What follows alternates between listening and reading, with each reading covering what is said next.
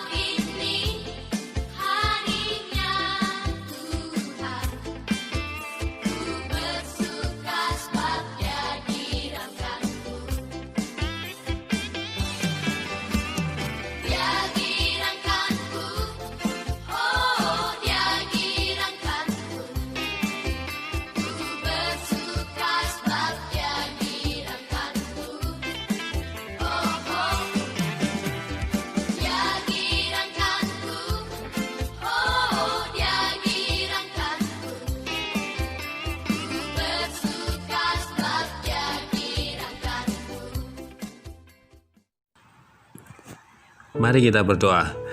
Tuhan, terima kasih Tuhan sudah kumpulkan kami pagi ini sehingga kami bisa lihat sekolah minggu online. Pimpin kami Tuhan sepanjang waktu ini. Dalam nama Tuhan Yesus kami berdoa. Amin. Sekarang mari kita beri persembahan kepada Tuhan.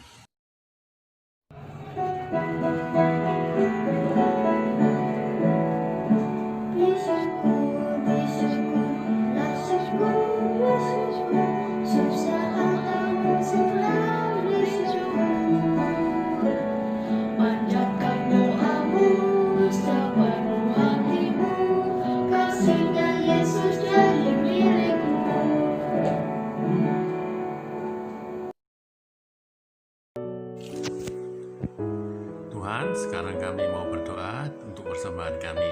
Berkati persembahan kami ya Tuhan untuk kebesaran kerajaan-Mu. Dalam nama Tuhan Yesus kami berdoa. Amin. Sebelum kita mendengarkan firman Tuhan, kita nyanyi dulu ya.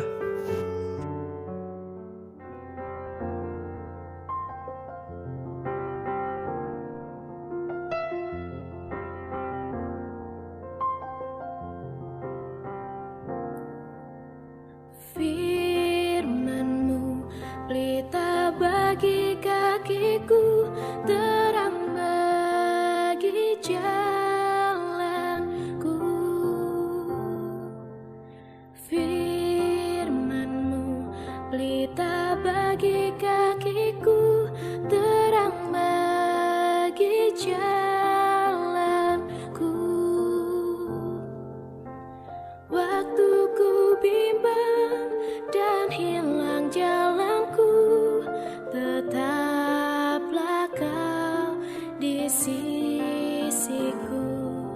Dan takkan ku takut, asal Kau di dekatku, besertaku selamanya.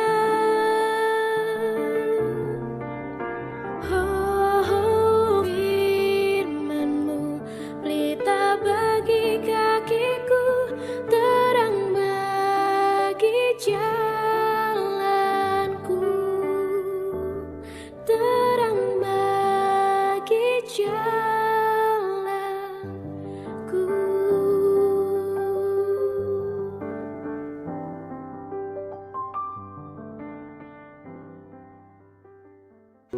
Tuhan, sekarang waktunya firman Tuhan diberitakan. Pimpin kami supaya kami bisa menerima firman Tuhan dengan baik. Dalam nama Tuhan Yesus kami berdoa. Amin. Kawan, ku punya teman hebat, ALKITAB, Alkitab. Dan bila kau mau tahu apa yang Tuhan mau, di manakah jawabnya? Alkitab. Kali ini kita akan mengikuti perjalanan Paulus dan Barnabas untuk mengunjungi 4 kota. Antiokhia di Pisidia. Antiokhia di Pisidia ini adalah kota perdagangan, sehingga banyak orang Yahudi yang datang ke sana untuk melakukan perdagangan. Dari Sabat, orang-orang Yahudi itu datang beribadah ke rumah ibadat. Begitu juga dengan Paulus dan Barnabas.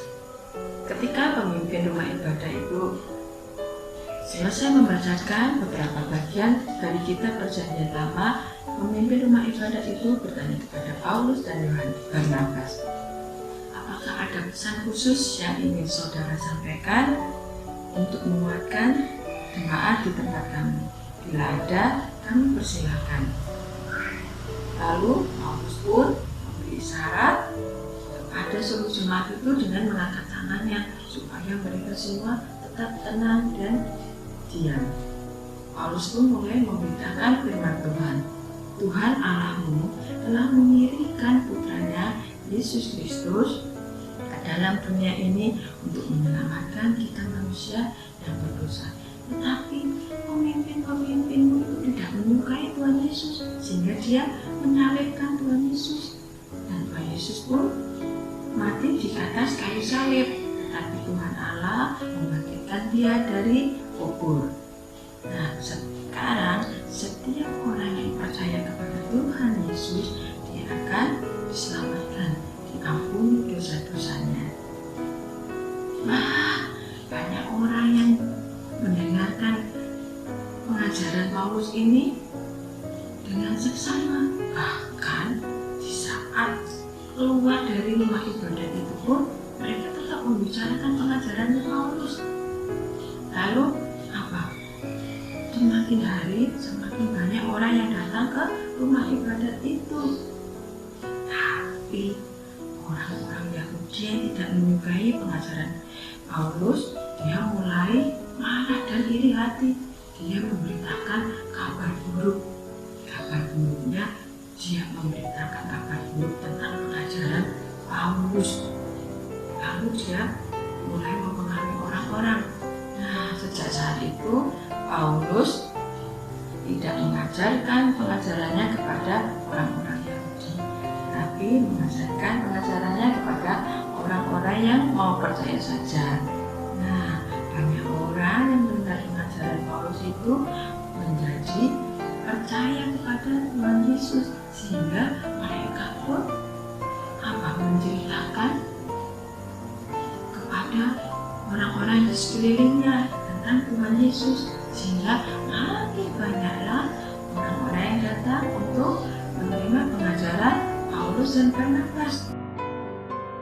Orang-orang Yahudi yang tidak suka pada pengajaran Paulus pun mulai mempengaruhi orang-orang yang berkuasa di Antiokhia di Pisidia, yang menyuruh orang-orang itu untuk mengusir Paulus dan Barnabas dari kota itu.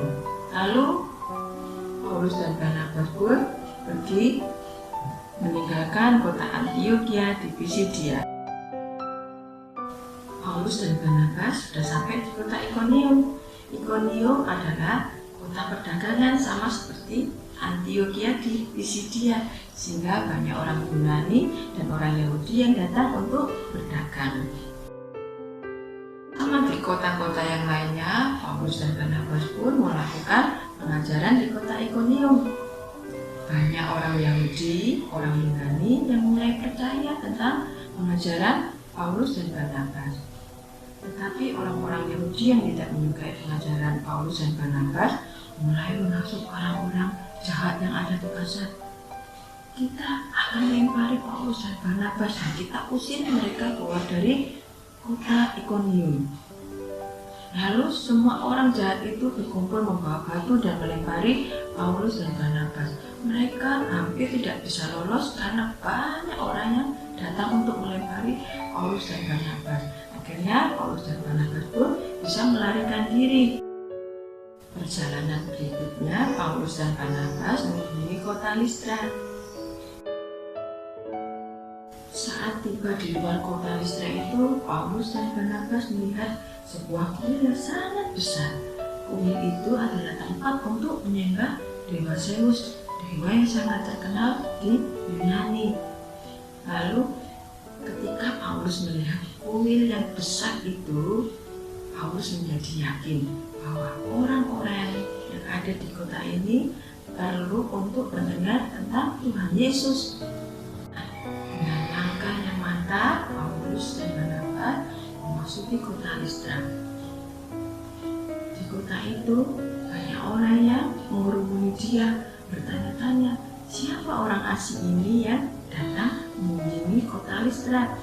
Kemudian Paulus menyampaikan maksud kedatangan mereka adalah ingin memberitakan kabar tentang Tuhan Yesus, Tuhan yang akan menyelamatkan mereka, sehingga dosa-dosa mereka akan diampuni dan akan menyembuhkan mereka. Di antara orang-orang yang mengurumuni Paulus itu ada seorang lumpuh. Dia memperhatikan Paulus dengan seksama. Ya. Kemudian Paulus melihat orang lumpuh itu memperhatikan apa yang diajarkan oleh Paulus itu dengan seksama. Kemudian dia menghampiri orang lumpuh itu dan dia berkata, berdirilah dan berjalanlah. Semua orang heran, dia lumpuh kok disuruh berjalan, tetapi orang lumpuh ini menuruti perkataan Paulus. Orang lumpuh ini pun bangkit dan berdiri, dia berjalan dan bahkan dia bisa melompat-lompat. Semua orang yang mengelilingi mereka melihat dengan takjub akan mukjizat yang dilakukan oleh Paulus dan mereka bersorak-sorak gembira karena Dewa Zeus sudah menjelma menjadi seorang Paulus dan juga Dewa Hermes menjelma sebagai seorang Barnabas. Itu adalah dua dewa yang sangat terkenal di Yunani saat itu. Pada mulanya Paulus dan Barnabas tidak tahu kenapa orang-orang ini sangat bersorak-sorak dan sangat gembira. Ya, karena mereka menggunakan bahasa kotanya sendiri. Ya, Paulus tidak ngerti bahasanya. Tetapi ketika pemimpin kuil itu datang membawa bungkayan bunga dan membawa persembahan, Paulus baru tahu bahwa mereka akan disembah orang-orang ini. Banyak orang yang bersiap untuk menyembah Paulus. Tetapi Paulus berkata, saudara-saudaraku, kami ini juga manusia seperti kalian semua. Kami tidak pantas untuk disembah. Sekarang berbalik arah dan sembahlah Tuhan Allahmu, Tuhan yang menciptakan langit dan bumi. Tuhan yang mencurahkan hujan atas tanahmu sehingga tanahmu itu menjadi subur, dan engkau menikmati hasil panen yang sangat berlimpah, dan engkau bersukacita oleh karena hasil panen yang sangat berlimpah. Tetapi orang-orang yang datang untuk menyembah Paulus itu tidak mendengarkan Paulus karena mereka sangat gembira. Dikiranya Paulus itu adalah jelmaan dari dewa. Orang-orang Yahudi yang di kota Antiochia di Pisidia, orang-orang Yahudi yang ada di kota Ikonium yang tidak menyukai pengajaran Paulus segera datang ke kota Listra. Begitu mendengar Paulus melakukan mukjizat di kota Listra, mereka pun datang dan memberitakan kabar buruk bahwa pengajaran Paulus itu tidak benar. Ya, mereka mempengaruhi orang-orang di kota Listra itu, orang-orang di kota Listra yang hampir menyembah Paulus menjadi berbalik arah. Dia ingin melempari Paulus dengan batu. Mereka datang membawa batu dan melempari Paulus sampai berdarah-darah dan menjadi jatuh ke tanah. Lalu orang-orang itu menyeret Paulus menuju keluar kota dan meninggalkan Paulus di situ karena mereka mengira Paulus sudah mati. Namun ketika Barnabas dan orang-orang percaya datang menghampiri Paulus, Paulus pun menjadi sadar dan dia mulai berdiri dan berjalan untuk beristirahat di salah satu rumah orang yang percaya itu. Keesokan harinya Paulus dan Barnabas meninggalkan kota Listra dan melanjutkan perjalanannya. Perjalanan Paulus dan Barnabas berikutnya mengunjungi kota Derbe. Di kota Derbe ini pun Paulus dan Barnabas melakukan pengajaran di rumah-rumah ibadah. Paulus dan Barnabas dipenuhi dengan hati yang sukacita karena apa? Di kota Derbe ini banyak orang yang percaya dan mau mengakui Tuhan Yesus sebagai juru selamat. Ayat hafalan kita hari ini terambil dari kita 2 Korintus 4 ayat 9. Yuk kita buka sama-sama. 2 Korintus 4 ayat 9. Kami dianiaya namun tidak ditinggalkan sendirian. Kami dilepaskan namun tidak binasa. Kita belajar dari Paulus dan Barnabas. Di Antiokhia, Paulus dan Barnabas diusir dari kota itu. Di kota Ikonium, Paulus dan Barnabas pun hampir dilempari batu tapi mereka bisa lari.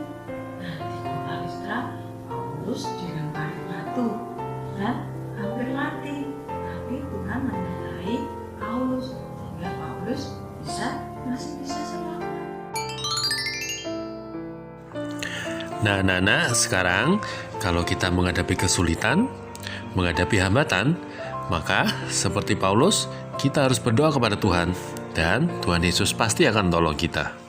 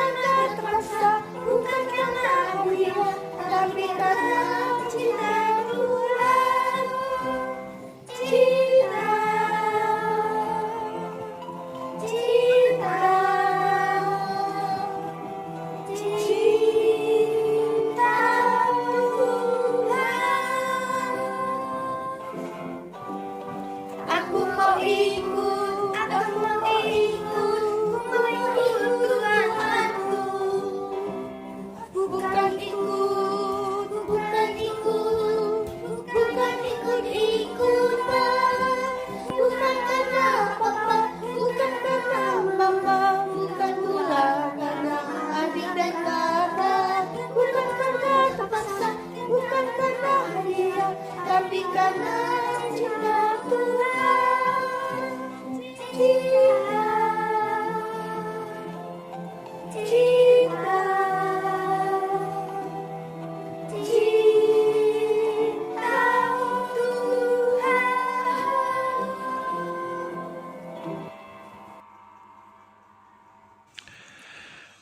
Nah, adik-adik, sekarang sekolah minggunya sudah selesai. Ya, kita berdoa yuk. Tuhan Yesus, terima kasih. Tuhan sudah berkati kami, Tuhan sudah sertai kami sepanjang sekolah minggu online kami. Sekarang semuanya sudah selesai dan biar firman yang kami dengar bisa kami ingat sepanjang minggu depan. Dalam nama Tuhan Yesus kami berdoa. Amin. Happy Sunday.